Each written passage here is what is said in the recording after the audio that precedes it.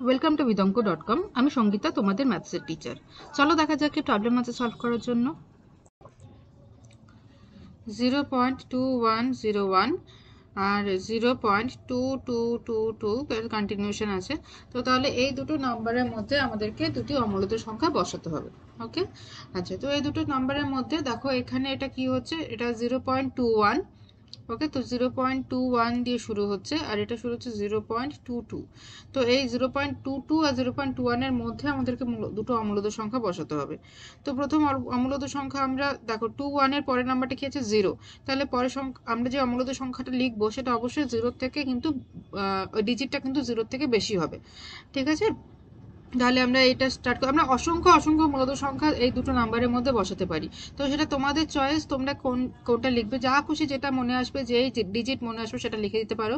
কিন্তু make sure যেন যেটা লিখছো, যে ডিজিটটা, যে নাম্বারটা লিখছো সেটা যেন নন টার্মিনেটিং নন রেকারিং হয়।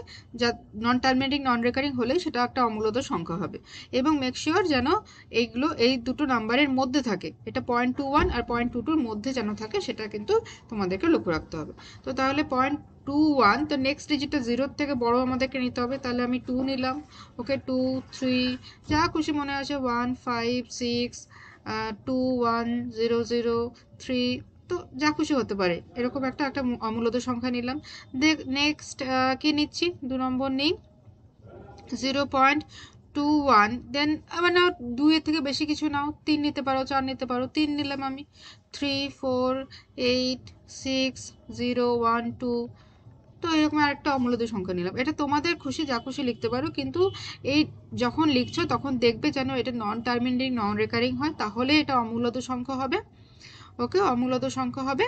এবং অবশ্যই লক্ষ্য রাখবে যেন এটা এই দুটো নাম্বারের মধ্যে থাকে, এটা 0.21 আর এটা 0.22। তাহলে আমরা যেটা লিখছি সেটা 0.21 আর 0.22-র মধ্যে থাকবে। Okay, thank you for watching vidonko.com। অঙ্কের আরও প্রবলেম এবং সলিউশনের জন্য আমাদের ওয়েবসাইট অবশ্যই ব্রাউজ করো।